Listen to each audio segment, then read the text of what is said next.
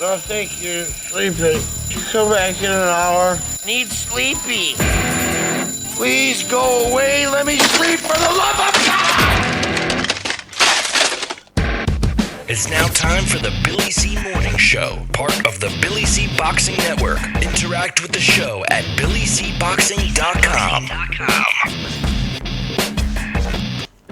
And we're coming to you live from the Billy C. Studios in Lake George, New York. I'm Bill Calagione. It's time for the Billy C. Morning Show. Good morning to everybody. Hope everybody's doing okay this fine morning. And we're glad to be with you, and we're glad you're with us. A special shout-out to all of our viewers on Fight TV. And guess what? You can get Fight TV for your handheld. Just go to Fight, that's F-I-T-E, fight.tv/Billy C. Download the app today for free and enjoy this show and many more. And speaking of Fight TV, we're scheduled in a little bit to have the COO, the Chief Operating Officer, Michael Weber from Fight TV, join us a little later on the show. And it's kind of a historic day here for Fight TV because it's 1 year, actually tomorrow, 1 year that Fight TV kicked off its network. And there's a lot of benefits for you. Yeah, for you. Because all day tomorrow, you can get every pay-per-view event on Fight TV for free as just a thank you for watching the Billy C. Show and all the other shows on Fight TV. So if you go and get that app, go to fight.tv/Billy C. Download the app and then watch some pay-per-views for free all day tomorrow. That's the kind of stuff that Fight TV delivers. So we'll be talking to Mike Weber about that a little bit later. Today's show, she's being brought to you in part by Sal's Neighborhood Pizzeria, an Italian restaurant located in St. Simons Island, Georgia. Check out the website, www.salsneighborhoodpizzeria.com, or give my man a call, 912-268-2328.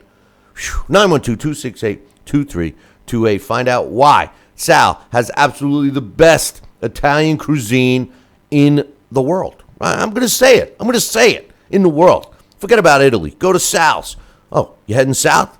You traveling on I-95? Perfect. It's literally a 15-minute ride out of your way off of I-95 to enjoy the delicioso food at Sal's Neighborhood Pizzeria and Italian Restaurant. Just visit the website, salsneighborhoodpizzeria.com, for the address and mention this show and get a free cannoli with your dinner. That's my favorite. I always have one for dessert. Today's show is also being brought to us in part by FireFan. It's a great new fantasy sports game that covers every single sport.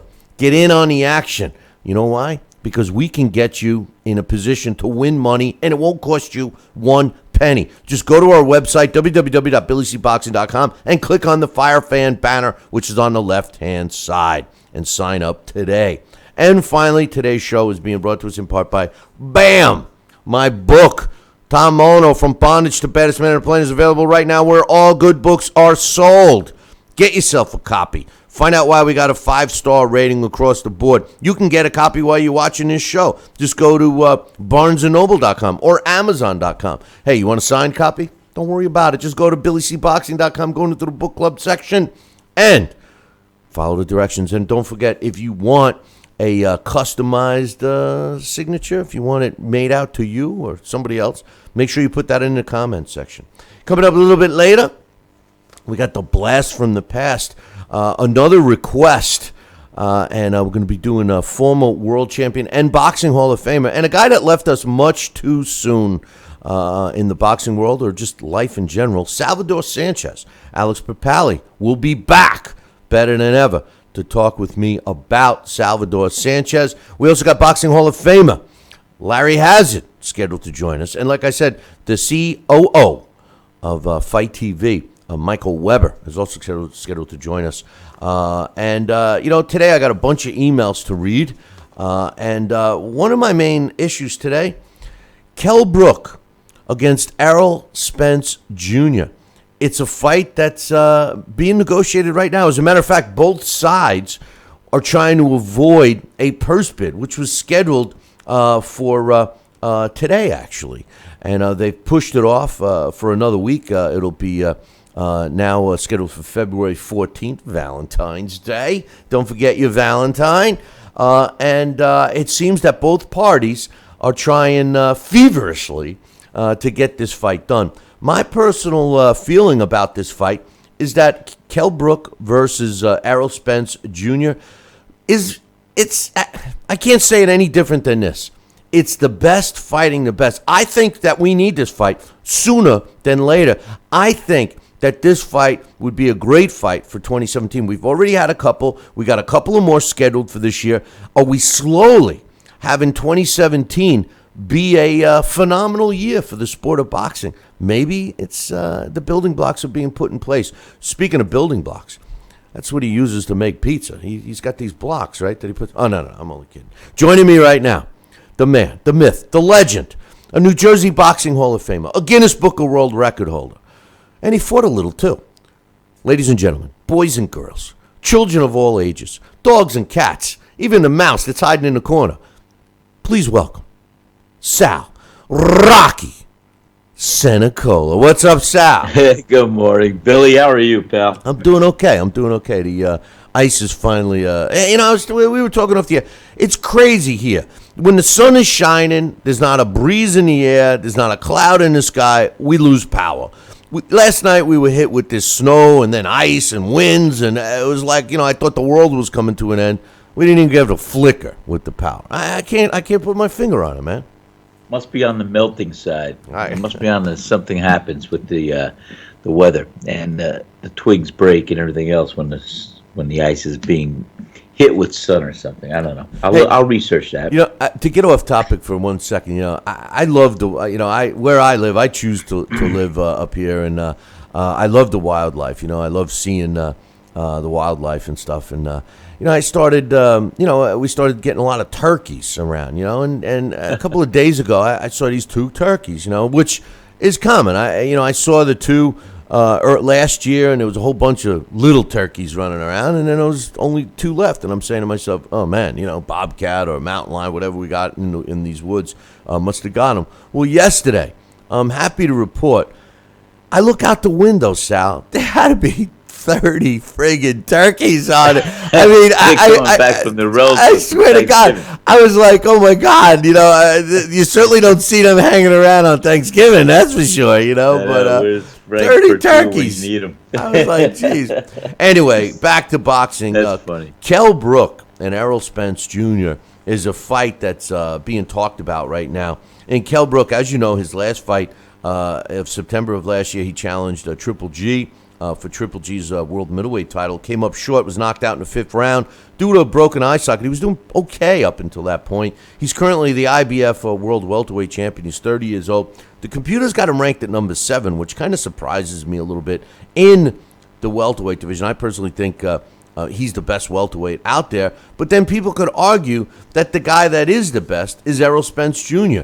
The truth, 27 years old. These guys have a lot in common. Errol Spence is a southpaw. He's ranked, and believe it or not, the computer ranks him at number 8.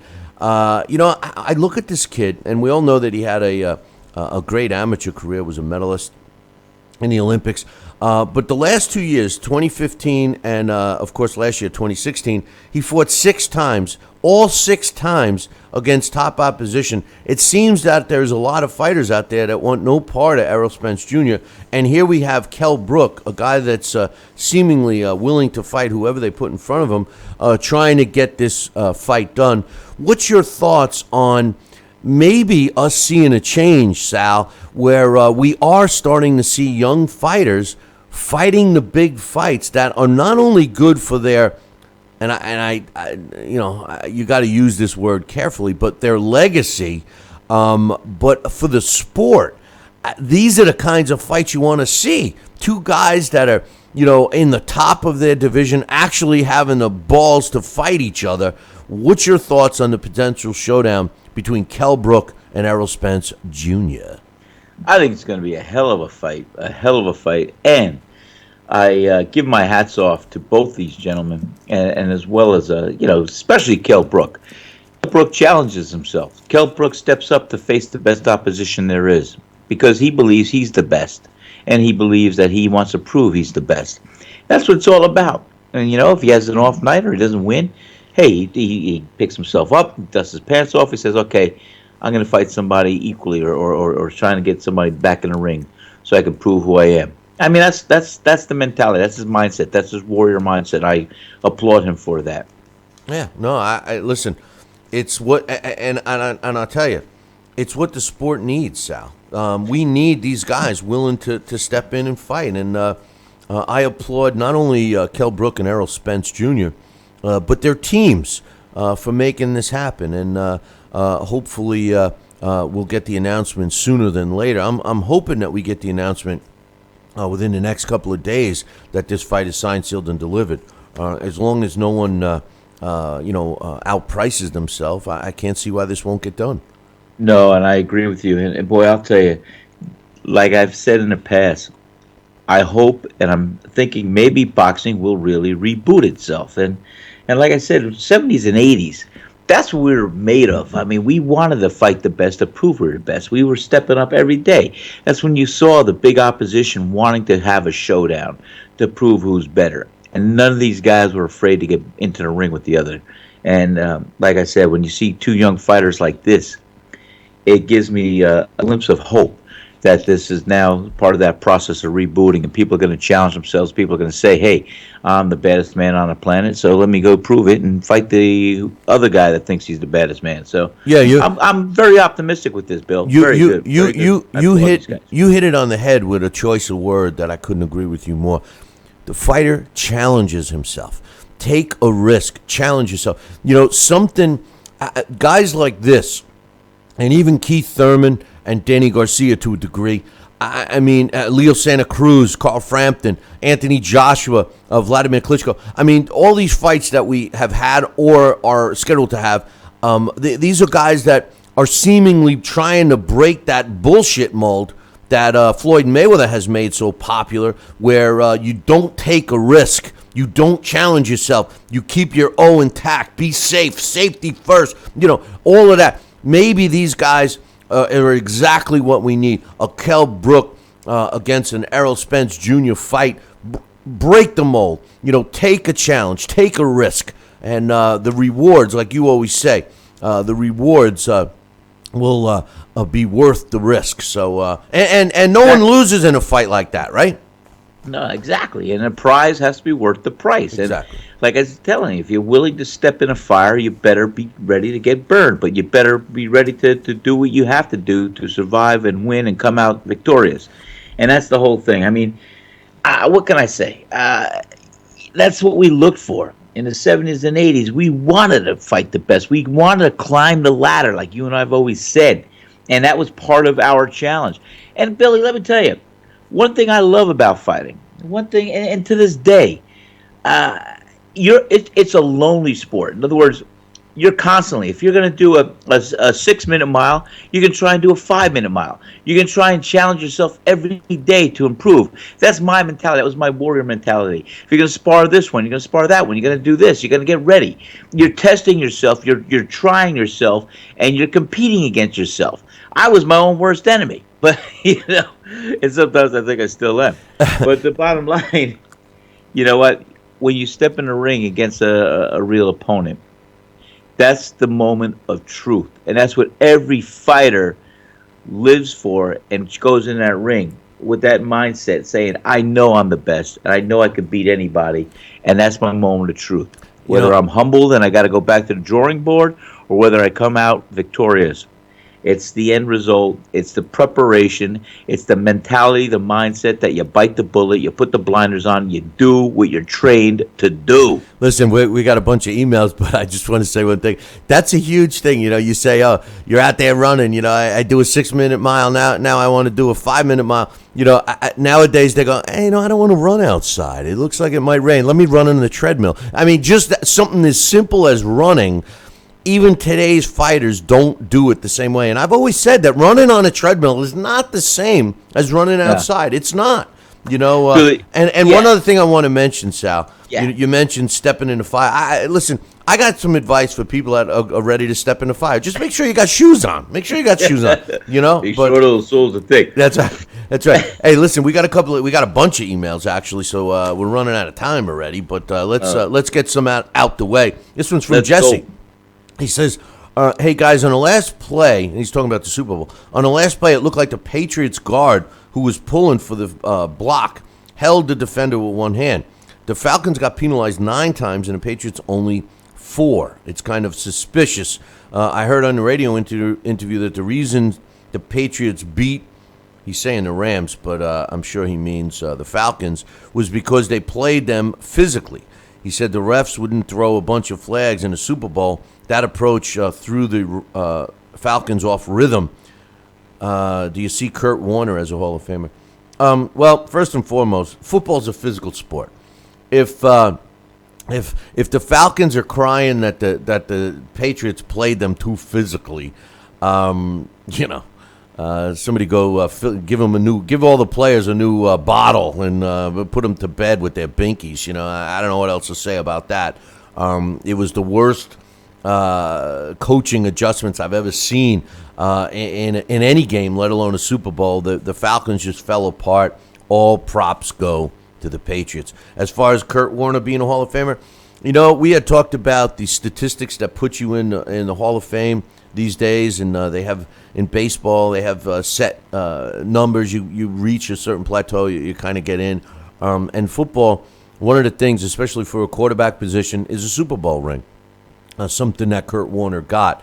I'm the wrong guy to ask because, in my humble opinion, I don't think Kurt Warner was really a Hall of Famer. I don't think Doug Jones was either. You know, but they both accomplished a feat. I think in Jones's case, he was the longevity of his career. I give a better nod to than Kurt Warner, but that's just my opinion. He says, Billy, are you surprised standout Tug Stout Namebayer has been put in with solid veterans early in his career? I know that Joe Goosen, who's his trainer, raves about him, and he expects him to be a great boxer. Tug Scout is 24 years old. He's an undefeated featherweight, 7-0 with 7 knockouts. I think he's been put in tough, Jesse, but I think he's been put in carefully. If you take a look at who he's fought, yes, he's fought some experienced guys, but he's fought them all on the way down. I think that this kid is a phenom, and I think he's going to be a world champion, no doubt. But I think he's been carefully moved, to be honest with you. Not overly protected, but carefully moved. I like the way he's been moved. He says, what's your thoughts on Dago Higa? Is he legit in his division? He hasn't really beaten anybody. I think that as a flyweight, he's 12-0 with 12 knockouts. He's 21 years old. The flyweight division is tough to gauge because most guys are unknown in this division. But to me, he's been moved perfectly. They've increased his level of opposition each time out. I think he's getting better. So the answer is yes, I do think he is a legitimate fighter, and I believe he will become a world champion in the future. One last thing, Jesse says, do you see Abel Ramos giving Ivan Baranchyk any trouble? I think it's a 50-50 fight. I think Ramos is a good fighter. His only loss was to Regis Prograis, and he's used to fighting guys that are bigger than him. You could argue that Ramos will be Barancyk's toughest opponent to date, so I do think it's a legitimate fight, and I'm looking forward to that. That's this weekend, Sal. Boy, that's going to be a good one. Yes. I think it's a 50-50. I really do. But anyway, this next one is from Angel from Madison, Wisconsin. He says, hey, Billy C., can you guys do a blast on the pass on Kevin the Flash Kelly? Please. Yes. We'll put it on the list, Angel. No problem. Alex and I will be glad to talk about Kevin Kelly. He was a guy that was on TV a lot, Sal. You remember Kevin Kelly? I think I do. He was a featherweight, and he was known for one of his fights with Angel says it right here. He was one of my top featherweights growing up, and he had a stellar fight with Prince Hasim Hamed. And that's the fight I was just going to say. He's been in some tough fights. He also goes on to say, I enjoyed his fights. He fought some great battles against top-notch fighters. I'm also, he says, I'm also renewing my membership to support your show.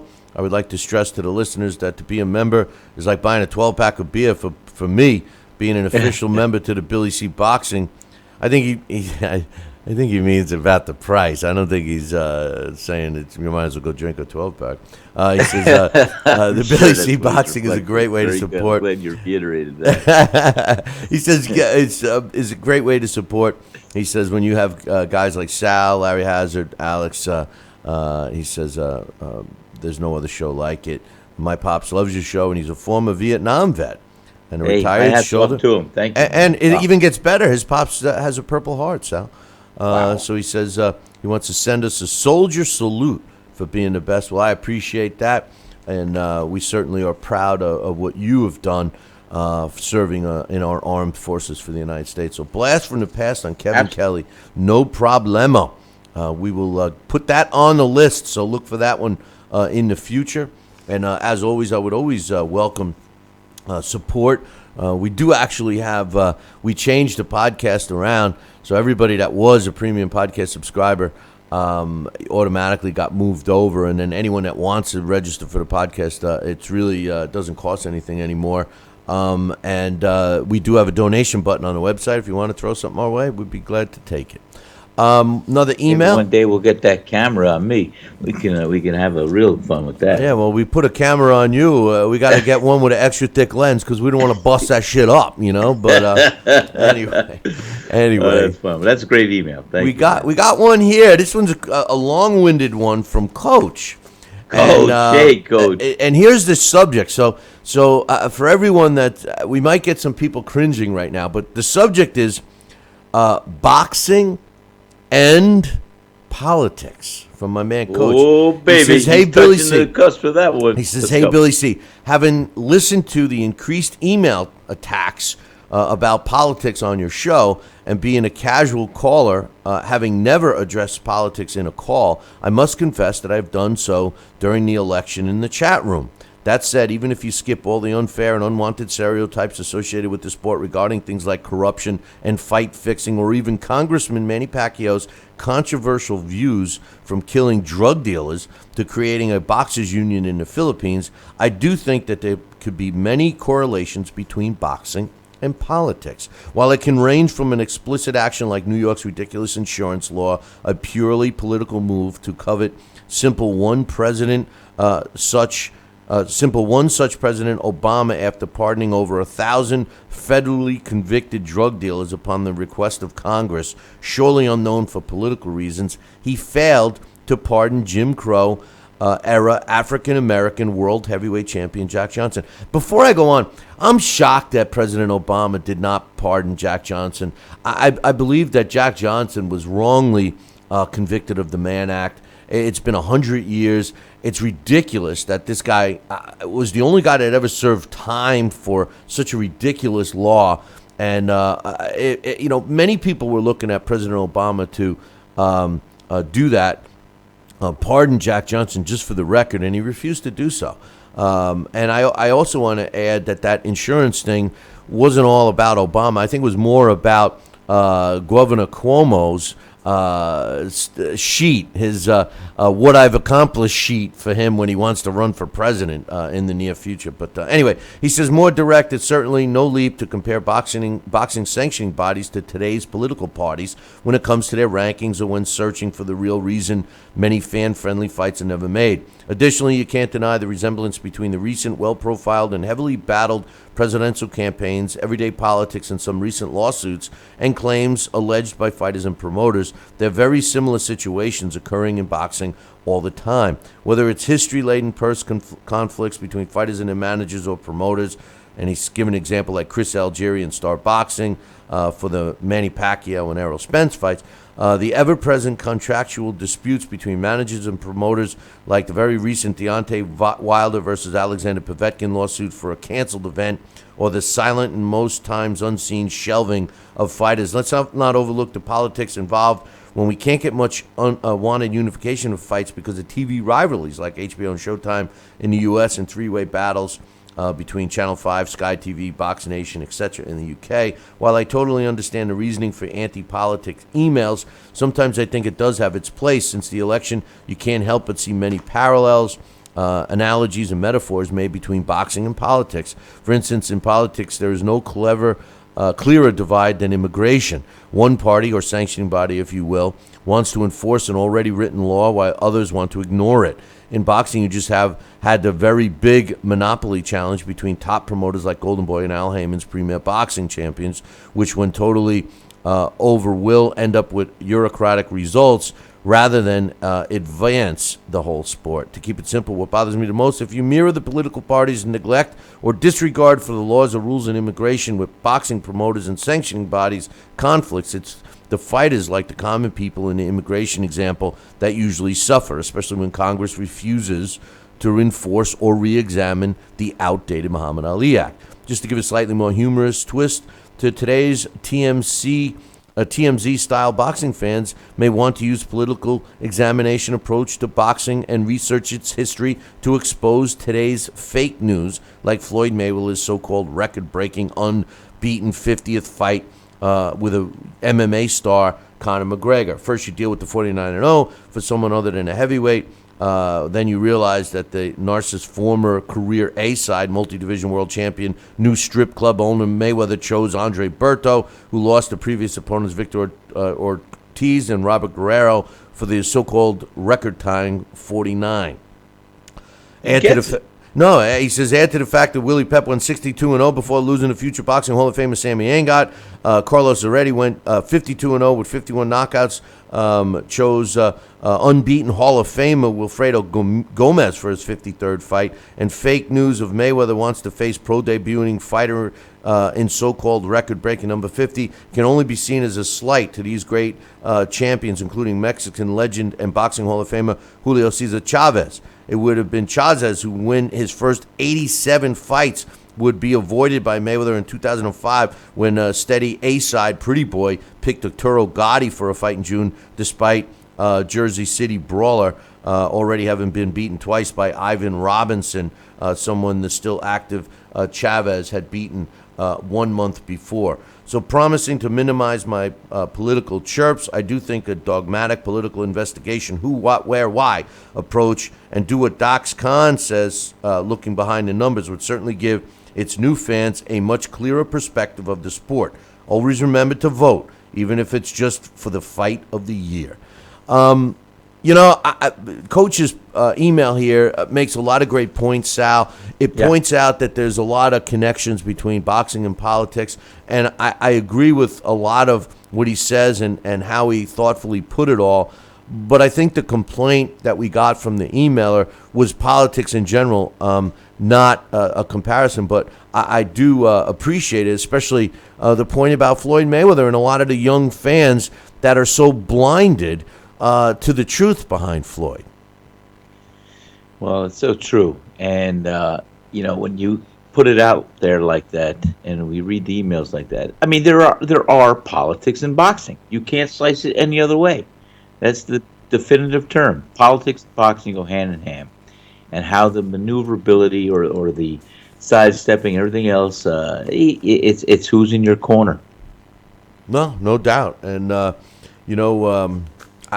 listen, you getting back to our main topic, Errol Spence Jr. against Kell Brook, great fight. Anthony Joshua against Klitschko, great fight. Fights that we had a couple of weeks ago, Leo Santa Cruz against Carl Frampton, Francisco Vargas losing to Miguel Burchelt, something I'm going to talk with Larry Hazard here in a few minutes. I mean, all great fights so far. So, maybe the tide is turning. Maybe the young fan does recognize we can't take anything away from Floyd's accomplishments. No, but he certainly didn't do it the way this sport traditionally has done. And not to say that he didn't do it in a smart, calculated way, Sal, But when other fighters start trying to follow that, and next thing you know, we're getting showcase fights and fighters pounding their chests like frauds, like Deontay Wilder, who really hasn't fought anybody.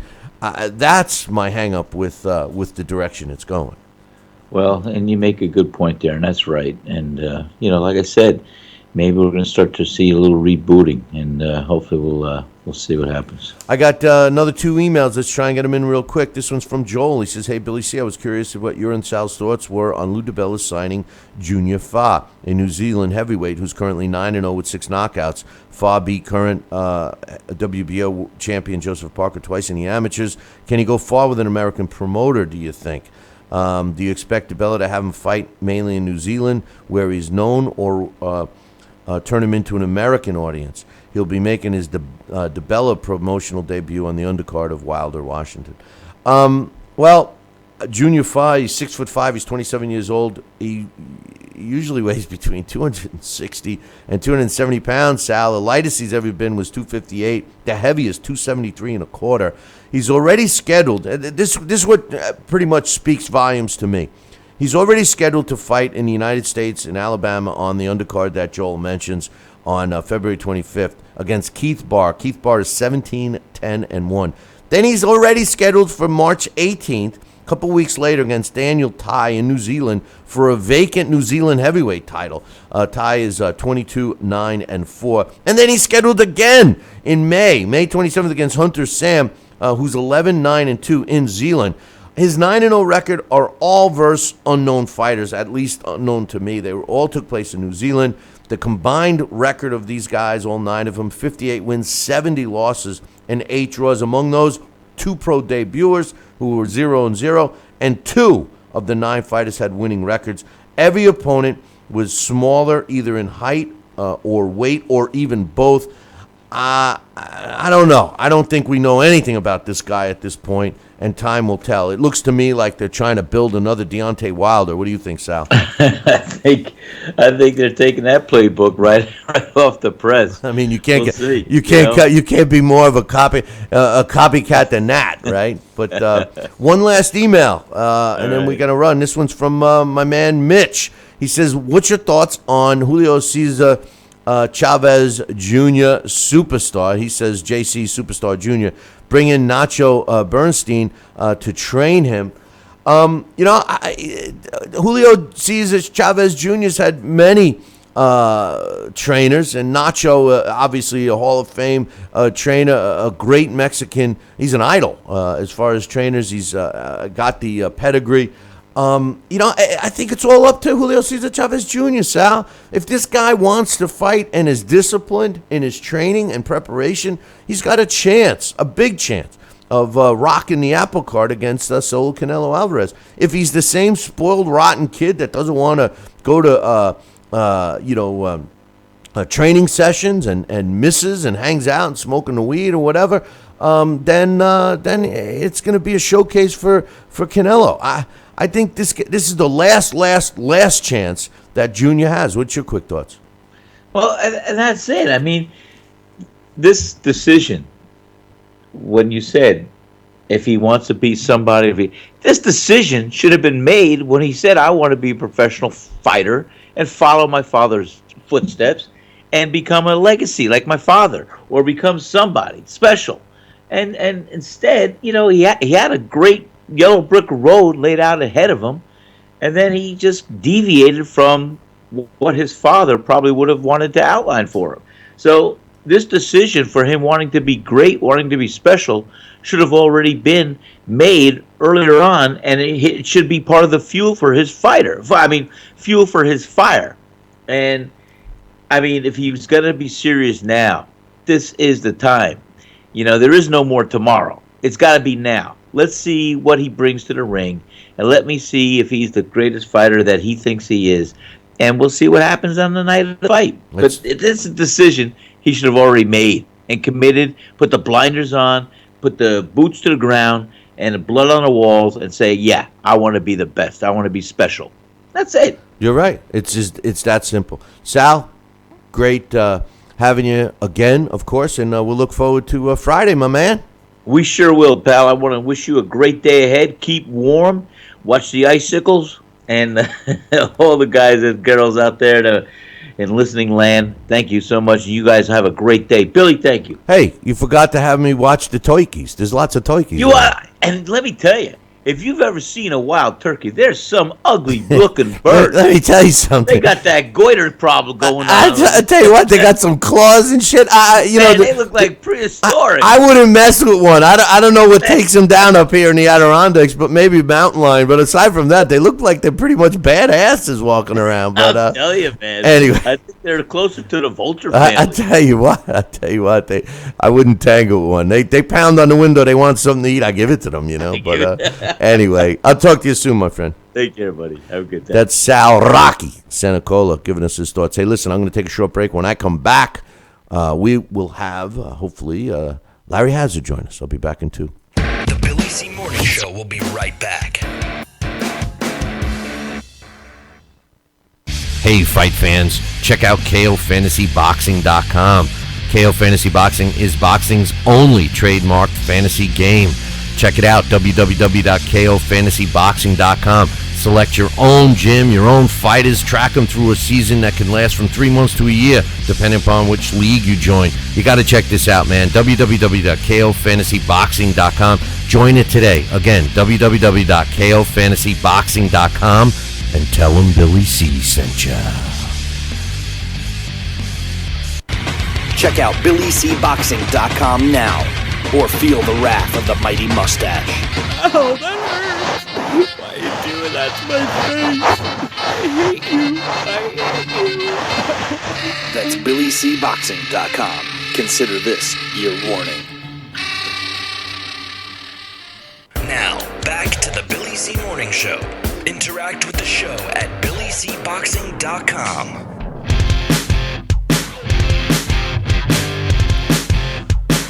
And we're back. You're listening to the Billy C. Morning Show. Don't forget about Fight TV. That's right. Download the app right now. Go to FITE, fight.tv/Billy C, and celebrate their 1-year anniversary for being live on air. Tomorrow, all of the available pay-per-views on Fight TV will be available to you for free. But you got to download the app right now. So go to fight.tv/Billy C. And like I said, we'll have COO Mike Weber joining us from Fight TV in a little bit. But joining me right now, Boxing Hall of Famer, New Jersey Boxing Commission, my main man, Larry Hazard. What's up, Larry? Hey, Billy, what's going on, baby? Not too much, man. Not too much. Waiting for spring. Hey, I know it's not boxing, but could you believe that Super Bowl, brother? Ooh, well, I had, I'm not that much of a football fan, but I do watch it because my grandsons, they're into all the sports. But I was asked on several occasions, who did I think was going to win the Super Bowl? And I kept saying, well, Atlanta has a good chance because I had seen them play several times. I said, but you just can't count out a guy like Brady, who's been to the dance so many times. And the thing that I like about him is that he is so poised, man. He's like an assassin, He's just so poised. He never doesn't seem like he gets, deranged or anything. And he really demonstrates great leadership ability. And he brought them back. I mean, it was almost like an impossibility to come back from that type of, down uphill climb because, Atlanta seemed like they had it in the bag going into the second half. But it just goes to show, and that's a great lesson, especially for young people and for everybody. You never give up. Right. You just keep fighting. You keep fighting. And he just proved himself, in my opinion, to be the greatest quarterback that at least I've ever seen. And I've seen a few. I always thought that Bradshaw and Namath, and I always thought that they were very, very good. But this guy They got to do a lot to catch up with him. Well, Namath's I just thought it was a fan. Joe Namath's my man. I mean, but let me tell you something. There's a lot of parallels, and you make a great point. There's a lot of parallels with the mindset of the football game, the Super Bowl, and why. And I'll be honest, I thought I picked Atlanta to win, but just like a fighter should keep his poise and stay calm, and when the battle's going tough, and when the odds are even you might even make an analogy, getting dropped in a fight, and all of a sudden you got to come back from that to show that you got the heart and will. Maybe watch that game, because the truth of the matter is everybody. My son-in-law was here, and he's going, "Oh man, this game's over," and I'm going, "Yeah." And I see it, 21-3 at the half, and I picked Atlanta, and I'm loving every minute of it. But because being a Jet fan, I'm not a big Patriots fan, but I said this game ain't over, brother. I go, I don't care if it was 40-0 until the fight. If they were down by 3 touchdowns with 30 seconds left, and you're giving the ball to Brady, it ain't over. So kudos to Tom Brady and Bill Belichick and the rest of the team, and for all the young fighters out there. I do believe that there's a parallel, at least in with the heart and determination, and like you said, those famous words which stand true in anything in life: never give up. Right? Never give up, and it just goes to show. I mean, it's so many great lessons in that, and this is what makes sports so great, especially boxing and sports like football, combative sports, contact sports, because football is combat too, It's that, when they had a great leader. This guy shows such tremendous leadership ability, and even the coach, they're stone-faced. It's almost like you could feel the confidence that they have just exudes it all over. And then I heard about the talk that the coach gave them in the locker room. None of the bullshit that you hear in the corner from some of these trainers. He simply told them they need more than 21 points to beat us. Can you imagine that? He's telling his players 21 points. That's nothing. They need more than 21 points to beat us. He reminded them of who they were. And I'm sure that Brady, he came back out on that field, and when he got that ball, I said, "Oh, buddy, this ain't over." And you could feel it. It just vibrated right through the TV set, as far as I'm concerned. Because, I look for these types of qualities in people, especially in team sports like football, basketball, and of course boxing. So it was just a great experience and a great lesson for all young people, especially young fighters. Well, Vince Lombardi and guys like Newt Rockne are rolling in their graves and proud, rolling for a good reason over talks like that from a coach like Bill Belichick. But anyway, a couple weeks ago, and we didn't get to talk to you last week, but Leo Santa Cruz evens the score with Carl Frampton in another great fight, winning a 12-round majority decision, and sets up what I think should be a trilogy at least. And, I got to give these guys credit. It's something that you and I both agree on, that rivalries and rematches, and in this case, the possibility of a trilogy is what the sport needs. I mean, what's your thoughts on the fight? How Leo Santa Cruz righted the ship, and do you see a third fight happening, and what do you think the projected outcome would be? Well, if a third fight, I'm going to start with your last thought. If a third fight doesn't happen, then it just goes to show that the powers that be haven't really learned, and really are not on course with what we kind of feel they are. The best fights should take place. And this, in fact, is what we strive for in boxing. Here is a real trilogy. Here is a real rubber match. We talked about it the week before. Did we think there could be a repeat? And I said, well, Billy, the second time around is usually not as good as the first time around. But in this particular case, it just might happen. And it did happen. And it was a terrific fight. I thought that Leo, I thought he won the fight. Close, but I thought he won it. And it was a dramatic, it was won in dramatic fashion because once again, it showed that here's two gutsy guys that didn't sit on their laurels. You know, neither one of these guys, by the way that they fought, gave any indication that they thought they had it in the bag. Both of these guys, to me, fought like they knew, hey, I need every one of these rounds, especially going into the championship round. And they went out there and they gave it their all. They gave it to the fans, man. This is what the science of boxing is all about. This is what real boxing, real fighting, this is what makes great fights. And this is what the fans want to see. So I thought it was a great event.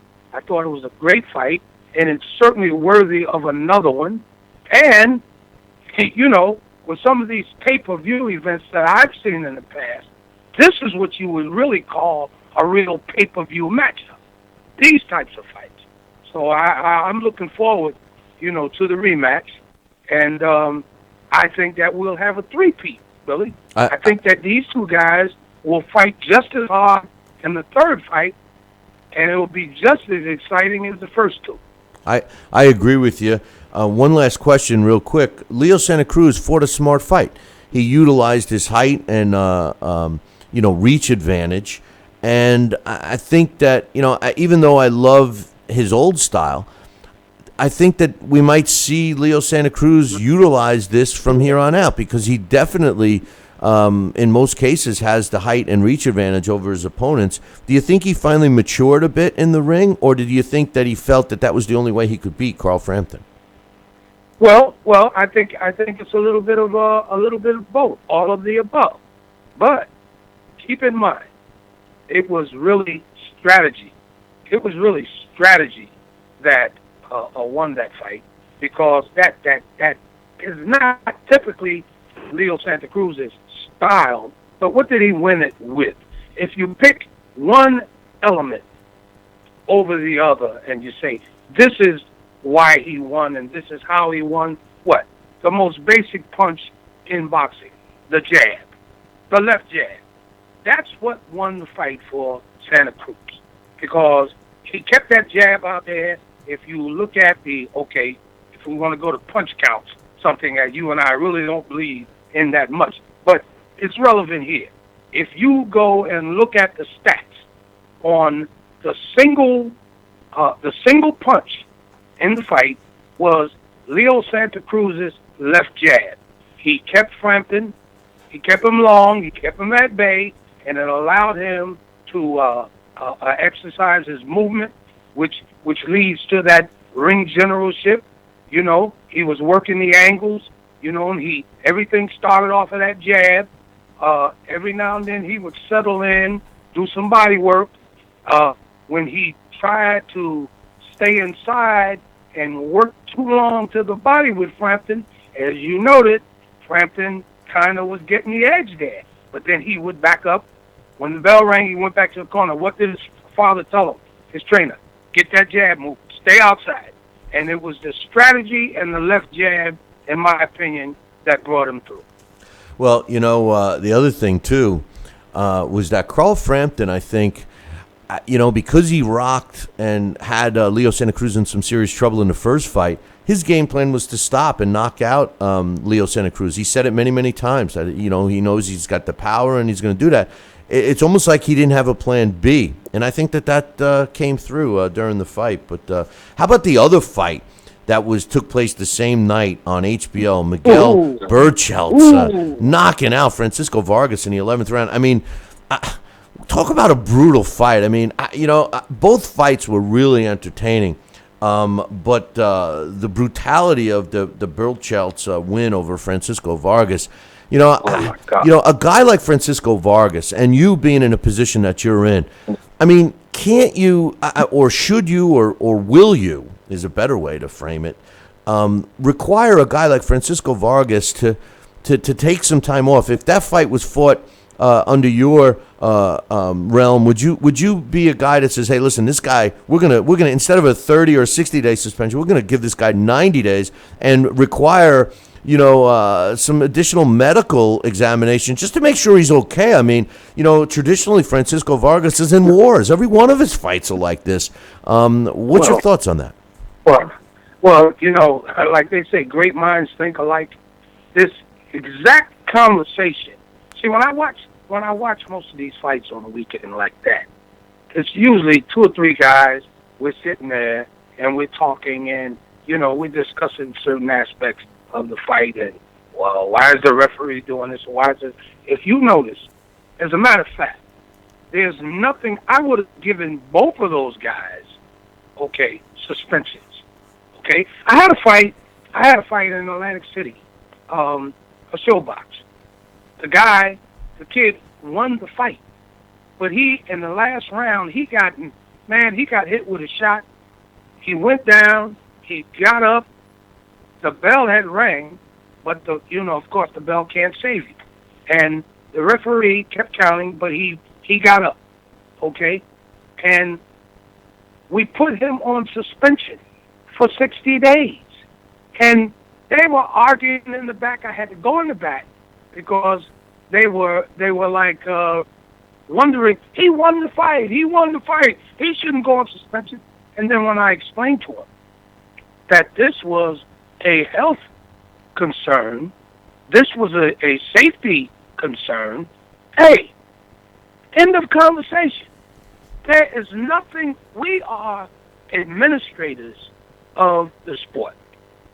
Boxing is innately a dangerous sport, but there's nothing that says that we as commissioners, as administrators, cannot exercise rules of safety to at least minimize the dangers of the sport. Both of those fighters should have been put on suspension. What's wrong with that? Okay? With the punishment that they took, with the price that they paid to entertain the fans. And you know what else I was noticing? The referee, not once, in between those guys were battering the shit out of us. They were battering the heck out of each other, right? I never saw the referee call the doctor up to just look at the guys in between the rounds. And the doctors just sitting there, smiling, laughing. None of the doctors took it upon themselves to go up and just take a look at the fights. Take a look at the fights. If you watch some of these fights sometimes, the only time the doctor comes up is if a fighter gets knocked down, or he's almost knocked out, or if he's got a serious cut. Okay, what's to say that a fighter, we tell our doctors in New Jersey, hey, look, these guys are banging the crap out of each other every 2 or 3 rounds in a 10-round fight or a 12-round fight, or even in an 8-round fight. You please go up and look at these guys. Make sure that everything's okay, because a lot of these punches and the damage is a cumulative damage. And even though it's not something that you can readily see while they are performing, things are happening, man. And doctors, that's what the ringside physician should be utilized more for. So, to answer your question more directly, absolutely.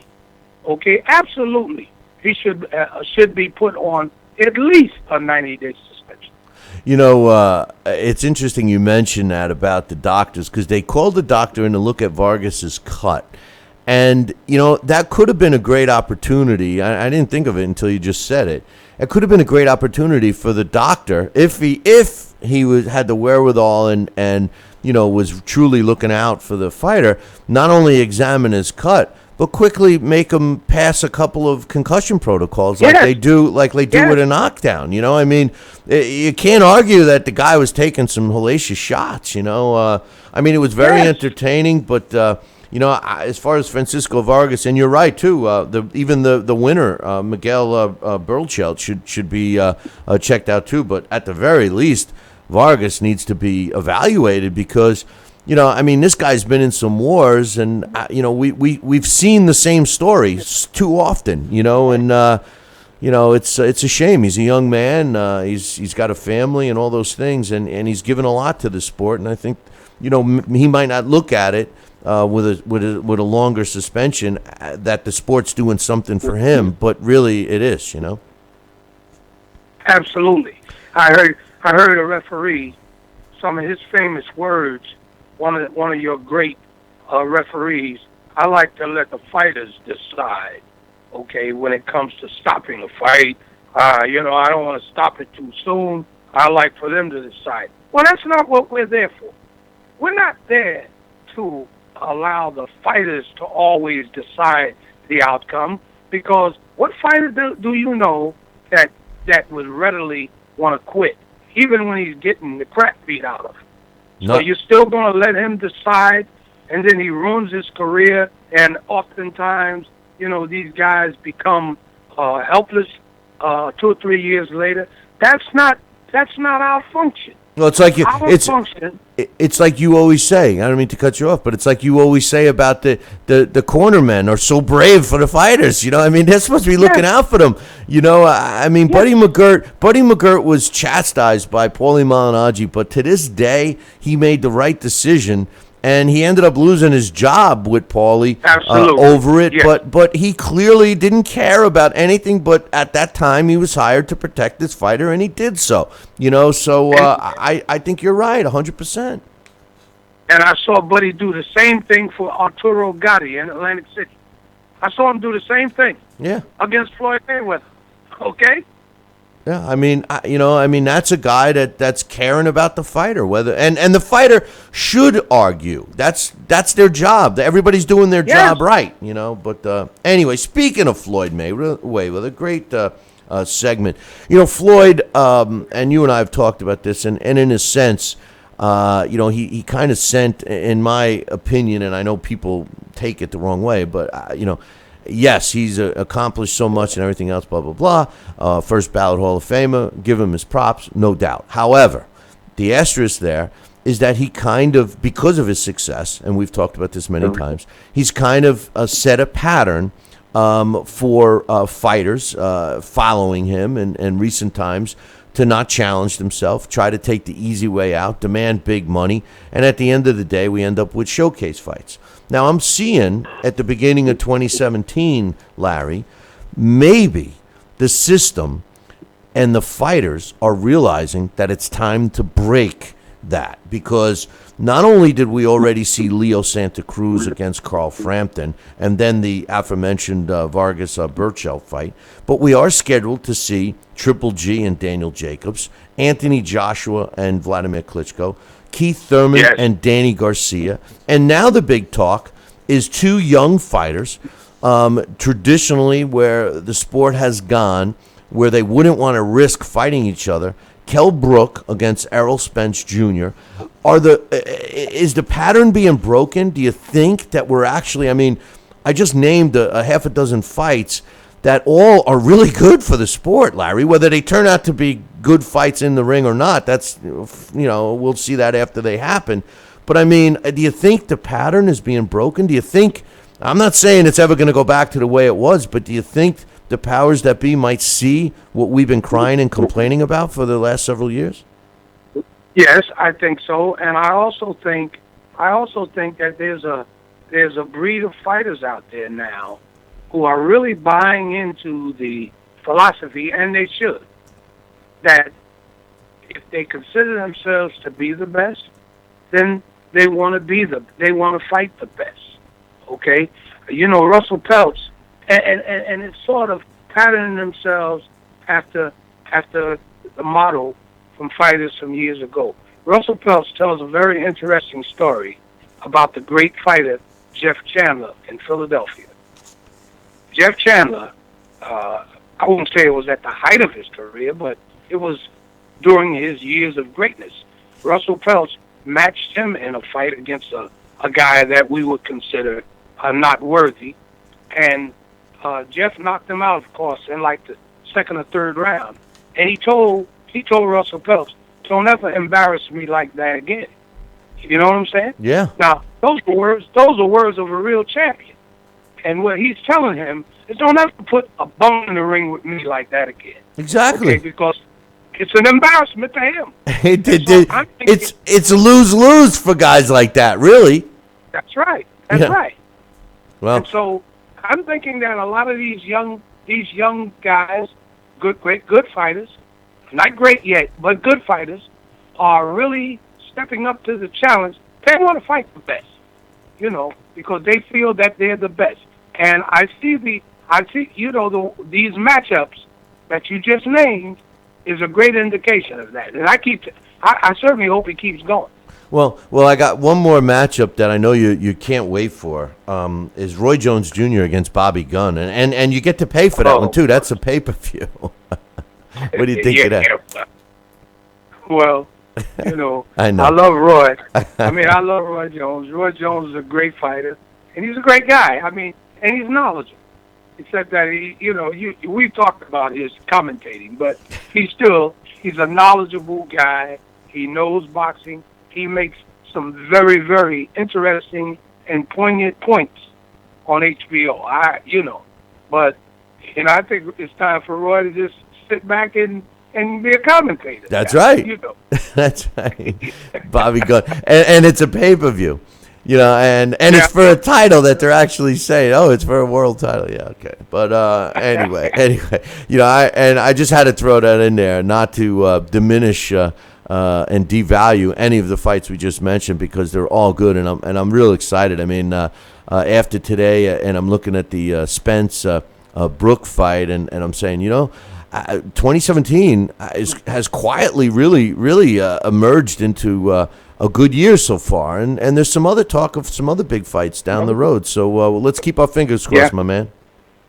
Okay, I certainly will. All right, Larry, listen, you enjoy the fights this weekend, and I will be chatting with you next week, brother. Okay, Billy, I look forward to it. All right, man, stay warm. You too. I tried, believe me. I'll talk to you soon. Okay, Billy. That's Hall of Famer Larry Hazard, and New Jersey boxing commissioner, and telling it like it is. Who does it better than Larry? I'm going to take a short break. When we come back, blast from the past, Salvador Sanchez. We'll be back in 2. The Billy C. Morning Show will be right back. Hey, fight fans, check out KOFantasyBoxing.com. KO Fantasy Boxing is boxing's only trademarked fantasy game. Check it out, www.KOFantasyBoxing.com. Select your own gym, your own fighters, track them through a season that can last from 3 months to a year, depending upon which league you join. You got to check this out, man. www.KOFantasyBoxing.com. Join it today. Again, www.KOFantasyBoxing.com, and tell them Billy C sent ya. Now let's dig into our archives and hear a rare interview when Billy C. first became the champion of boxing talk radio. Hello, Billy C. As the new champ, can we ask you a few questions? Why, certainly. Okay, your fans would like to know how you and your corner have successfully walloped the competition. We're not ordinary people. We're morons. Anything else? I'm a victim of circumstance. Did your success finally come when you made the show 5 days a week for 2 hours? What do you think? I'm trying to think, but nothing happens. Now, please tell the listeners what you've learned from making it this far. Certainly. If at first you don't succeed, keep on sucking till you do succeed. Great words of wisdom, Billy C. Keep up the great work as the undisputed People's Champion with your show, Talkin' Boxing with Billy C. Any last words to anyone who's listening? This is your fault, you bonehead.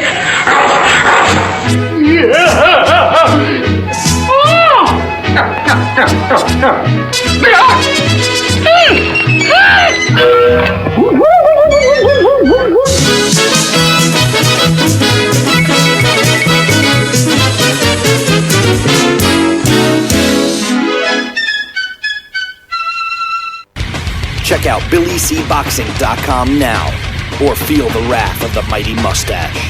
Oh, that hurts. Why are you doing that to my face? I hate you. That's BillyCBoxing.com. Consider this your warning.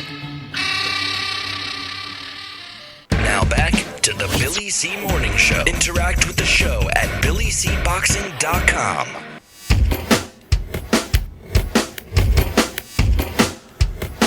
And we're back. You're listening to the Billy C. Morning Show. Glad you could be with us this morning. And don't forget, tomorrow is the anniversary of Fight TV, their first year on air. So enjoy all of the pay-per-views tomorrow for free, the pay-per-views that are up there. So all you got to do is go to fight.tv, that's FITE.tv/Billy C. Download the app today and enjoy. Well, it's time for the Blast from the Past. We shine the spotlight again on fighters from years past. Top-ranking heavyweight. Joe Louis is the leading contender. Joe Frazier with a left hook. Good right hand thrown by Foreman that time. Look at that left hook. Belt that goes to Ray Mancini. It's Blast from the Past on Talkin' Boxing. And this week's Blast from the Past, which is being sponsored by the Title Bout Championship computer game. Get yourself a copy right now. Visit our website, www.billycboxing.com, and click on the Title Bout Championship computer game banner, which is on the left-hand side. And today's Blast from the Past is being brought to us by KOFantasyBoxing.com. Go check it out and join. www.KOFantasyBoxing.com. Features a guy that was requested from my man Johnston.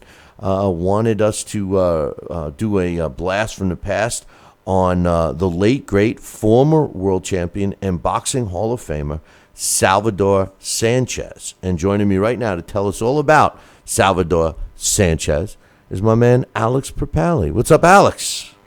Good morning, Billy C. How are you doing? I'm doing well, thank you. The question is, how are you doing? I am much, much better. Good. It's been an exciting little journey from my Friday the 13th surgery. I had a double hernia repaired, and it went really well. And it was something I was avoiding. I avoided for many, many years. I'm just got that white coat syndrome. You know, I'm just really very, very scared of surgery and the doctors and all that. And but I finally did it and went really beautifully, but I got a horrible hives reaction to the oxycodone painkiller. So a great portion of the recovery was spent not only with massive swelling, but hives and incredible itchiness and bumps all over me. And so it was exciting. Yeah, it's much better. It sounds like it was exciting. It's as long as the swelling wasn't like the photo you emailed me. Okay, damn. It was close. Let me tell you something. It was scary. Oh my God! Don't even say that. Don't even. Oh my God! I'll talk to you about that off air. Holy shit! Anyway, Salvador Sanchez, a guy that, and I'm so glad Johnston requested this because. You know, I totally forgot how great of a fight. I mean, don't get me wrong. I look at Salvador Sanchez as a great fighter, but I forgot what this guy accomplished at such a young age. I mean, he passed away at 23 years old, and as we'll get into, what he accomplished in that short period of time is just. I mean, you just don't see that anymore, especially when you start getting to the names of the fighters he fought and beat. You know, it's amazing. Tell us about Mr. Sanchez. Yeah, I think that's true. That's the thing that's so striking about him, and I think maybe it is one of the things that is more true about boxing than any other sport. The youth is something that if great fighters, or so many of them, were spectacular. When they were young, there's something about that. I think that I don't know. And I think the Super Bowl was a good example. We've gotten used to these career athletes and guys who are pretty long in the tooth that are still able to perform very well in their sport. But boxing's really a young man's game, and this is a guy who, tragically, he never became an old man. But you never saw him old in the ring.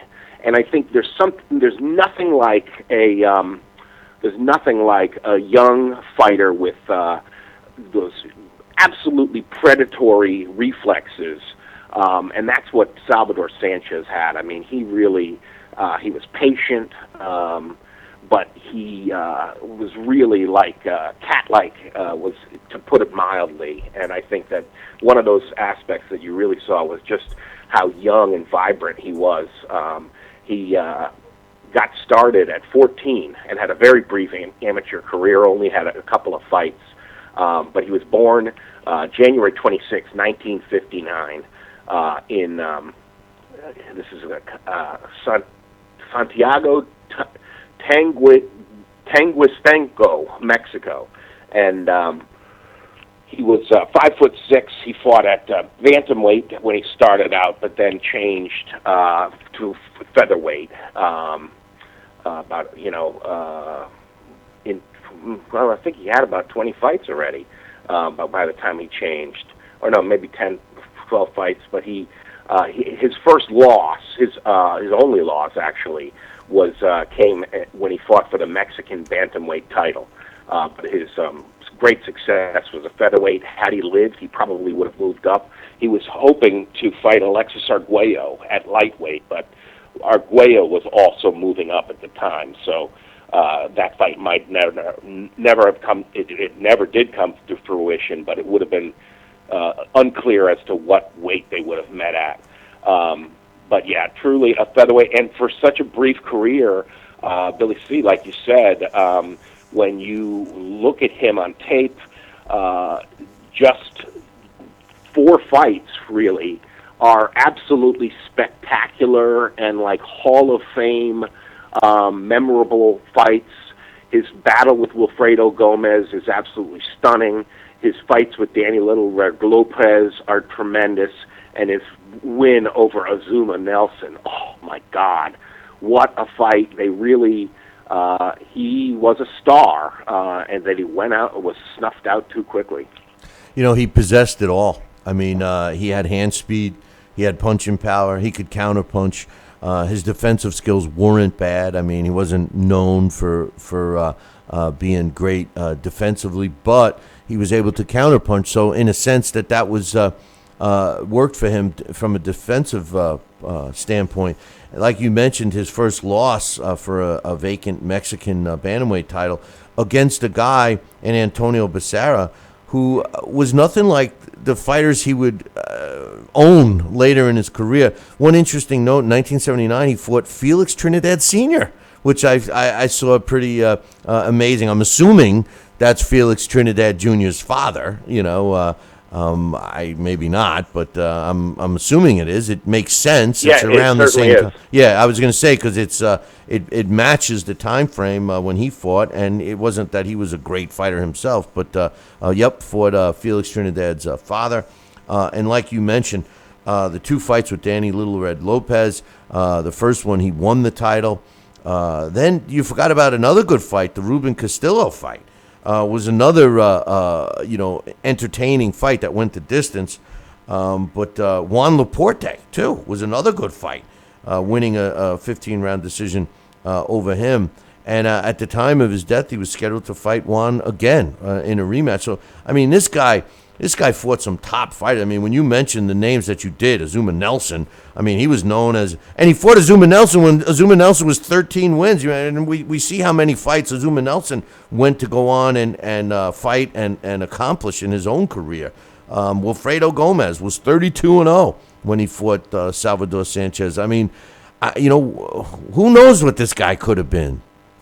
Well, and that's one of the things that's pretty amazing is that one of the things that makes those 2 fights really spectacular, the Gomez fight and the Nelson fight, is that they're both fighting when they're both at peak condition. It's not like one is fading or one is over the hill. They are both young, prime. I mean, at the time, Azuma Nelson was up and coming. I mean, he only had 13 fights, so he wasn't as experienced as he was. He had all his youth on his side, incredible reflexes, and it really is one of those bouts that the Gomez bout really. that's one of my favorite fights. I mean, I tell you, because I'm jaded in the sense, or I guess the typical American in that I am slanted towards heavyweights and the heavier weights in general, and I tend to forget about the those incredible featherweights. And you mentioned another fight that I remember, that is an upcoming blast, is that Kevin Kelly versus Nassim Hamed. That's a modern, incredible featherweight clash. But the annals of history, as many as there are great welterweight fights and great heavyweight fights, don't forget the featherweights, because they really are an incredible class. And Gomez-Sanchez is, it's one of the most, you got to say, it's one of the top 5, top 3 all-time featherweight clashes, I'd have to say. It's just an incredible fight. I mean, Sanchez puts so much hurt on Gomez in the very first round. He broke his right cheekbone, and I'm not sure if it's broken in the first round, but it's by the end of the fight, his eye is almost swollen shut. And it's from the swelling of that cheek. And it's just amazing that Gomez even gets through that first round, Billy C. Yeah, and the other thing, and people have to remember, first of all, when they were fighting at Caesar's Palace was the place in Vegas in the 80s, man. And they used to have that outdoor arena, and all the great fights were there. And I kind of missed that. I know I'm off topic, but I kind of missed that Caesar's Palace fight. I know everybody now is at MGM and so on and so forth, but Caesar's Palace, just for me, just had so much history with boxing. It's a shame that they abandoned it. But anyway, that fight, the Gomez fight, there weren't many people giving Sanchez a chance in that fight. Gomez was the 2-1 favorite. 9-5, I saw the odds were in favor of Gomez. Yeah, they. I never understand what that means. Well, it's one away from being 2-1. 2-1. 10-5 would have been 2-1, right? I mean, if you. Oh, right. You know what I mean? Got to reduce it. Right. But in any event, many people, the gambling type, were putting their money on Gomez. Gomez, like you said, was 32-0. A name here in the States, and. Salvador Sanchez took care of him convincingly. But anyway, and that fight got him to share a piece of the Ring Magazine's Fighter of the Year with another great fighter, Sugar Ray Leonard. So, I mean, that speaks volumes in itself for anyone that never heard or saw Salvador Sanchez fight. Everyone has heard of Sugar Ray Leonard, so keep that in mind, that they shared the Fighter of the Year award in 1981, so I think that speaks volumes. Yeah, and I saw an article in the New York Times about them accepting that award on a snowy day in January in 1982, and Sanchez was there, all bright-eyed and very excited, but very cold because he wasn't enjoying the January New York City weather, and showed up with 2 coats on and then a nice suit on underneath. And like Coach said in the chat room, he definitely was a flashy, handsome young guy, but he was very disciplined. And that's what was one of the stranger things about his death, was that it occurred at 3:30 in the morning. He did love fast cars, and he bought 9 of them as once he got some, made some money after the Lopez fights and became a star. And he actually bought, he was one of 11 children, and he bought his 7 brothers cars, and his 3 sisters, he bought other things. I guess they weren't into cars. But he used to get up at 5 in the morning and run about 8 miles, which was longer than most fighters would need to. But that was one of the things about him, is just absolutely incredible stamina, and that really was one of his strong points. Not only an absolutely stunning chin, But in some of his fights, like you mentioned against Juan Laporte, he was behind early and then rallied. And against Laporte, he won the last 3 rounds big to really convincingly defeat him. So he not only could explode on you and like he did against Gomez and really come out blazing, but sometimes he could fight off the ropes. When he knocks down Gomez, actually in that first round, again in their fight, his back is along the ropes. That's one of the things about him, was that he wasn't just a slugger like you had mentioned. He did have some other skills, defensive skills and such, and was just a smart kid. But that was one of the unfortunate things. Like I said, usually he was, and he was in training for Juan Laporte. And at 3:30 in the morning, in that his favorite sports car was a Porsche 928S. He slammed into a tractor trailer and was killed.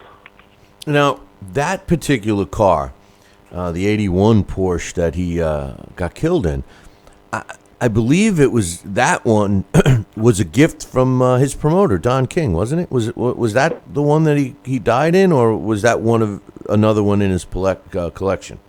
I don't know. I did read that Don King was planning to give him a gift car, and that was probably once the fight with Arguello was made, because that was something he was really building to. He was hoping to retire within a year.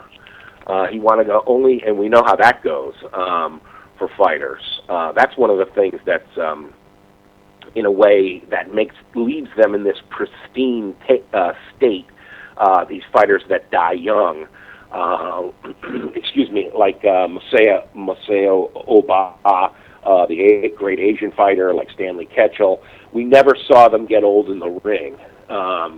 So you don't, your image of them isn't as fleshed out as it is for so many other fighters, where you see the entire arc of their career and you know what they were like when they aged. We never saw him get old, so all we have in our mind, and I think this speaks to why people still think of him, and rightly so, in terms of his place in greatness, is that in terms of longevity of the sport, is that we only have the incredible, young tiger Salvador Sanchez to look at. We don't have, even though he did have one loss and one draw, we never saw him, get beat up, or so much of his career was just left undone because of that horrible, tragic death, early death at just 23. The police report blamed it on him, excessive speeding, and he ended up leaving a very young wife behind and 2 sons. And the ironic thing about this is that, I guess, now, it's more clear that the Salvador Sanchez that's around today was the nephew and was nothing like the original Salvador Sanchez. And I did his son, he had 2 sons, Christian and Omar. Did either of them ever fight? I don't recall them fighting as a pro. Were you able to find that out? No, I did not see anything about that. But like you said, just the other one, his namesake is a nephew, and he does have a record. But that into a boxing record. But I don't know that his 2 sons actually fought. And he actually wore the trunk. He wears the trunks of the late great Salvador Sanchez too, but the trunks aren't helping him be like his uncle. That's for sure. But Salvador Sanchez is a great fighter. How did he? Any final thoughts on him before you break it down with the title bout? I think just to stress that as much as his career was so abbreviated. I think you can't understate the greatness of those the fights that we did have of him. I'll post them on social media for the show.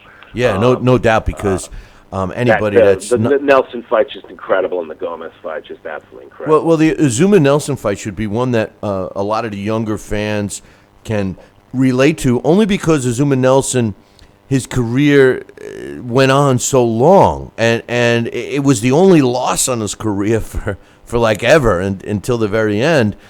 So I mean, he had that going for him, that his only loss was against Salvador Sanchez, and I think it puts it in perspective of how great Salvador Sanchez was, and it's I mean, that's the thing about it when you think about it, is that he was, when he was just a little kid, in Mexico, he used to see, he would go to the gym, and boxing was a way out. He didn't want to be, like so many other people in his town who were day laborers, picking vegetables and fruit in the fields under the hot sun all day. It's real thankless work. He had a way out, and it was boxing. And, he really, was absolutely stellar. And it's really sad. And that is one of those things, like you mentioned, Azuma-Nelson. We saw his career went on for so long, and so much greatness. Who knows what could have been with Salvador Sanchez? No, that's the saddest part of it all, to tell you the truth. And like you said, there were so many fights with so many great fighters that could have been made, and at 23, there's a chance he could have moved all the way up to welterweight. Who knows? But how did he fare in title bout? Let me find the results here. Where did I put them? I put him in against Carl Frampton and against Leo Santa Cruz. We have two exciting featherweights right now, who of course have their own little. It's not, it doesn't have that traditional national rivalry that Puerto Rico and Mexico has, but we got Mexico and the UK. In Carl Frampton and Leo Santa Cruz, so we had two exciting young guys to imagine against Sanchez. So first I put him in against Carl Frampton, and the first time they fought, Salvador Sanchez won a split decision. One judge had it for Carl Frampton, 115 to 114. He was overruled by the other two, who had it 115, 113 for Salvador Sanchez. Sanchez was cut in the 11th. But otherwise he wins a split decision. When they fight 100 times, Sanchez wins 92, 5 defeats, and 3 draws, and he scored 31 KOs. And of his 5 wins, Carl Frampton scored 4 knockouts. And then I had him fight against Santa Cruz, and the first time they fought, it was all Salvador Sanchez, big unanimous decision. The scores of 119-109, 118-109, and 118-110. Santa Cruz was down hard in the 11th, but he did finish the fight. So unanimous decision for Sanchez. When they fight 100 times, Sanchez dominates in similar fashion as he did to Frampton. He goes 91 wins, 8 defeats, 1 draw, 23 big knockouts. And of Santa Cruz's 8 wins, 5 of them were won by KO. Well, title bout has it right, because Salvador Sanchez, as much as we love both Carl Frampton and Leo Santa Cruz, Salvador Sanchez was a different level fighter, and during a different time too. So I'm glad that they came out so lopsided, because that's the way I would think in the back of my mind. But yeah, one of the things that I should have mentioned, that what they tried to do with in his training was they measured his blood pressure and his pulse rate, and he could get his it back to normal in just 47 seconds. So his recovery during each round was really, really incredible. Wow, that's a natural thing you can't train for, right? I wonder, and it definitely that's a good question for like sports medicine people. I remember that Evander Holyfield, that's what Tim Hallmark, I think, was his fitness guru, that was what they were trying to, maximize with him, was his recovery, but I never saw numbers to it. This, says 47 seconds, they could get him back to normal. Well, I'll tell you what, Evander definitely was one of the fastest recovery fighters I saw. But Yeah, anyway, great true. job as usual. Salvador Sanchez, career record, 44 wins, 32 coming by knockout. The one loss early in his career, like we mentioned, and one draw also early in his career against obscure opponents, both of them. Nothing like the accomplishments that he did later on as a world champion. He did die way too young, August 12, 1982, at just 23 years old. Former world featherweight champion, and was inducted into the International Boxing Hall of Fame in 1991. Our blast from the past today, Salvador Sanchez, and I want to thank Johnston for requesting that one. And if you have a blast from the past request, just drop me an email, Billy@TalkinBoxing. That's TalkinBoxing.com. And Alex and I will do the best we can to make it happen. So, hey, just before we go here, I got to bring the Fight TV COO on. I just want to get your quick thoughts on our topic today, Kell Brook against Errol Spence Jr. It looks like it's going to happen. The final touches are trying to be made on a contract between these two guys. Do you think the tide is turning a little bit, Alex? It seems that to kick off 2017, we're early in the year. We've already had a couple of good fights. We have several others on slate to take place. Is the noise that we make and other boxing fans making finally being heard, or is it coincidental? Well, it sure seems like it. I think that's one of the things that I think in some of the end of the year shows we talked about was just how 2016 a lot of things, because of cancellations, at least the heavyweight and stuff, that some of the fights we wanted to see didn't get made, and some of the fights we hoped to see weren't as good, matchups and stuff. But we're certainly getting great matchups to start 2017, and Kell Brook versus Errol Spence would just be absolutely tremendous. And again, like we talked about in the blast from the past, I mean, this is a young man's game, and it's great to see the young fighters that are at the top of the sport go against each other. That makes the most sense, and it's what people want to see. And I think it can only help the sport to make matchups like that. 100%. And that whole, we got to marinate it BS is that BS, because as soon as you get past one, there'll be another guy that's just as big, So, I'm glad it's happening, and let's all keep our fingers crossed. Alex, great job, and we'll look forward to you next week, my man. All right, Billy C., take care. That's Alex Perpali, and doing a great job as usual. Listen, I'm going to take a short break. We're scheduled to have the COO of Fight TV join us here in a couple of minutes. Michael Weber. We'll be back in 2. The Billy C. Morning Show will be right back. Join us here for 2 hours as Billy and the gang do what they do best. Every time I start talking about boxing, a white man got to pull Rocky Marciano out his ass. Rocky Marciano was good, but compared to Joe Louis, Rocky Marciano ain't. Beat Joe Louis's ass. Joe Louis was 75 years old when he fought. Huh? What? We're supposed to be talking boxing. It's Talking Boxing with Billy C. Hey, fight fans, check out KOFantasyBoxing.com.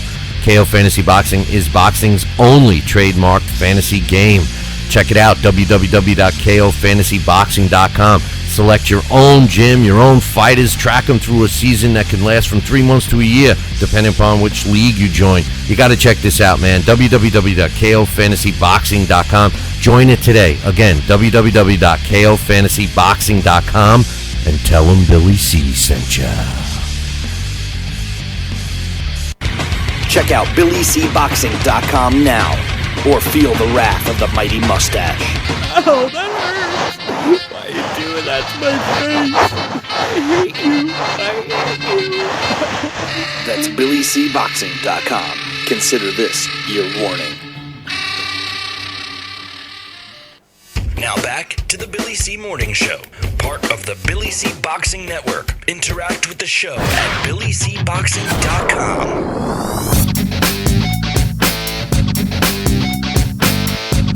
And we're back. You're listening to the Billy C. Morning Show. Glad you could be with us this morning. And I've been talking all morning about Fight TV. Special shout out to all of our viewers on Fight TV.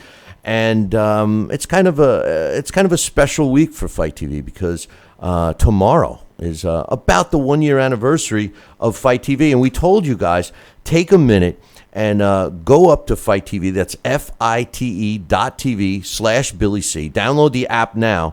And then tomorrow for 24 hours, you guys are going to be able to enjoy all the pay-per-views.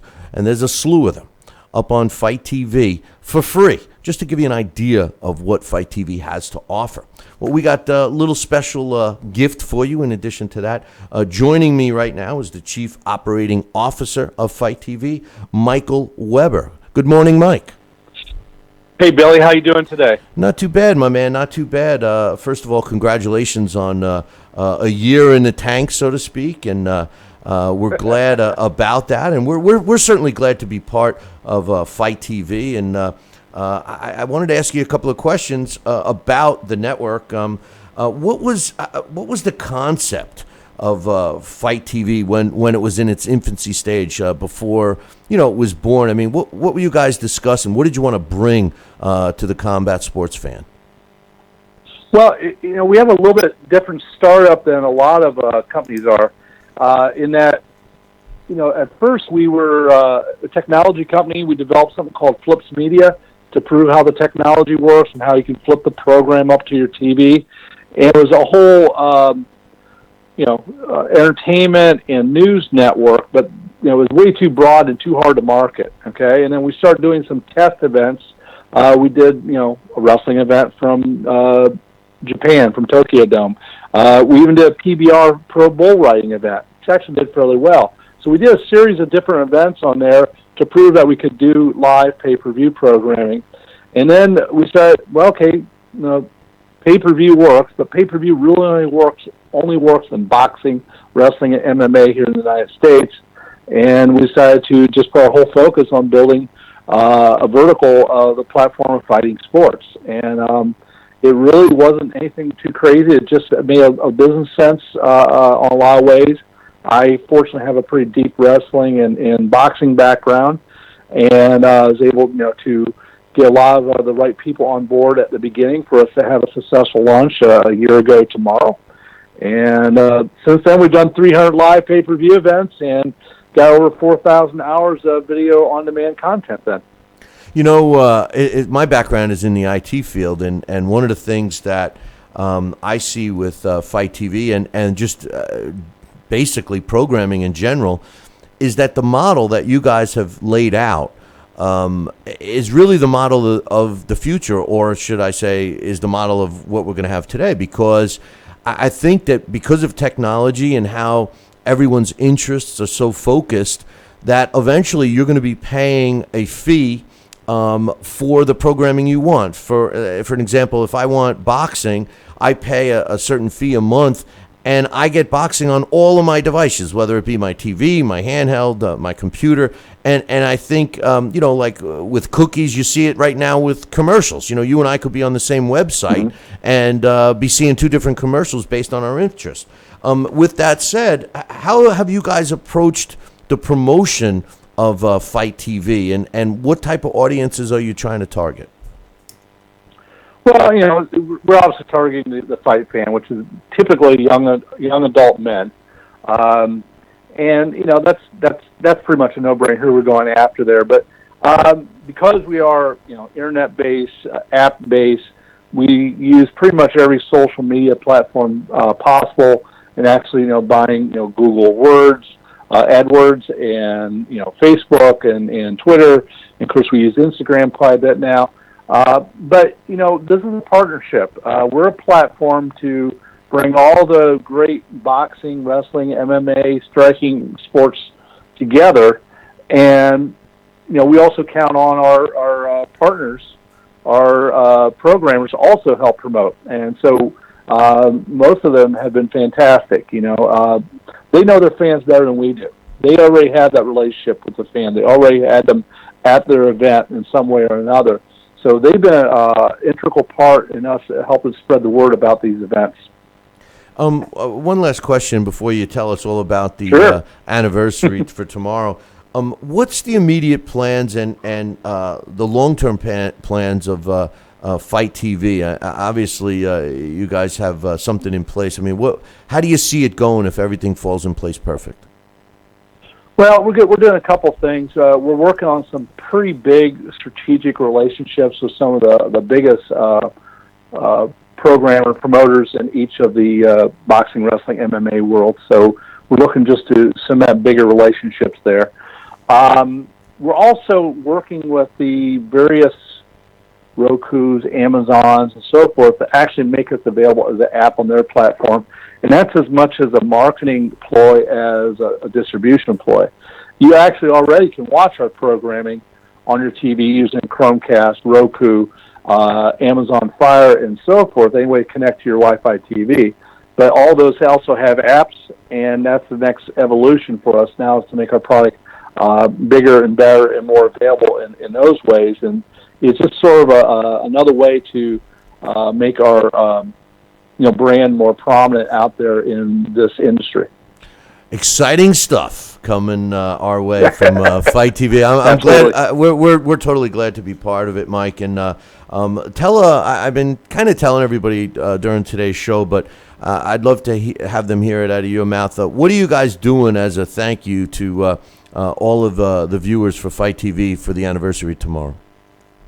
Well, yes, it's a big celebration for us tomorrow. And as I mentioned, we've done over 300 live pay-per-views in this past year. And tomorrow, for 24 hours only, from 8 a.m. Eastern to 8 a.m. Eastern on Friday morning, you can watch any of our pay-per-view programming for free for that day. So it's a great way to sample it. Call in sick, lock the door, check it out, and watch to your heart content anything you want. And it's everything from World Series of Fighting to KOK World Series of Kickboxing from Eastern Europe to Ring of Honor Wrestling, Golden Boy Promotions Boxing. All types of events are on there, and even you're going to be able to even sample DDP yoga, so you get a little exercise in there because you can't sit in that chair all day long. And then we also are debuting, actually just debuted this week, is a series of self-defense videos which you might need because your significant other who you share a home with may not appreciate you sitting there watching TV all day, but we got you covered. We've got self-defense videos for you as well. Sounds good. And I just want to make a point. Anyone that's affiliated with Billy C Boxing, don't be calling in sick tomorrow. But everyone else, I agree with Mike on this one. Definitely sit home and watch Fight TV. Hey, Michael, I really appreciate you stopping by and giving us some time today. And we look forward to all the big and beautiful things that are coming our way from Fight TV. And again, we want to thank you for having us be part of it. No problem. I appreciate your time, and we really enjoy having you guys on our network every day. All right, Mike. Have a great one, brother. Okay, take care. Bye-bye. That's Michael Weber. He's the Chief Operating Officer of Fight TV. Don't forget, download the app right now, fight.tv/Billy C. That's FITE.TV/Billy C. Download the app and take advantage of some of the pay-per-view programming for free for 24 hours starting tomorrow at 8 a.m. and ending Friday at 8 a.m. And speaking of which, on this day in boxing history, February 8th in 1997, Prince Nassim Hamed knocks out Tom Johnson in the 8th round to win the IBF World Featherweight title. Took place in London. On this day in 1998, Enrique Sanchez wins a 12-round decision over Rafael Duval to win the vacant WBA World Junior Featherweight title. Took place in Lake Charles, Louisiana. On this day in 1990, Hideki Oshai knocks out Ji Yuan Hung Choi in the 9th round to win the World Strawweight title. It took place in Tokyo. On this day in 1930, Panama Al Brown, another Blast from the Past we're going to be doing soon for requests. Retains his World Bantamweight title via a 4th-round disqualification over Johnny Erickson in their fight at the Olympic Boxing Club in New York City. And on this day, February 8th in 1924, Pancho Villa wins a 15-round decision over George Marks to retain his World Flyweight title. It took place at Madison Square Garden in New York City. Listen, that concludes our show for today. Make sure you tune in next time. Same bat channel. Same bat time. Yeah. No, wait. Same bat time. Same bat channel. And don't forget about Fight TV. Don't forget about checking it out. If you're not watching us on Fight TV, this is a great opportunity. Oh, I know what I wanted to remind everybody. If you have something to say, if you take the time to write us an email, we'll take the time to read it. Just drop me an email, billy@talkinboxing, TalkinBoxing.com. Until next time, ciao, baby.